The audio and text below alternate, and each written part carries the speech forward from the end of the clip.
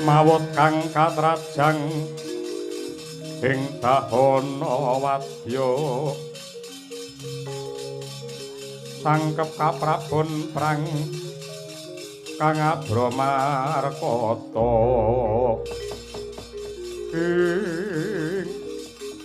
Kakang Penemban Durna. Piye Dipati Harya Sengguni? Mara gage pirsanana Kakang. Kaya sing wis-wis para sata Kurawa ngrembyah kakehan cacah ngreda kakehan jiwa. Kapengkok ing ubaya nyatane do mbalenjani. Ora patut babar pisan, ora kena dijagakake. Ora dadi apa Dipati Harya Sengguni iki mung kanggo memanas kelawan kahanan, ruwet kelawan swasana. Men para kawula ing pringgondani do bingung rasane merga kelangan pangayom. Lah, sajroning Gatotkaca sejati wis kendang kapracondang.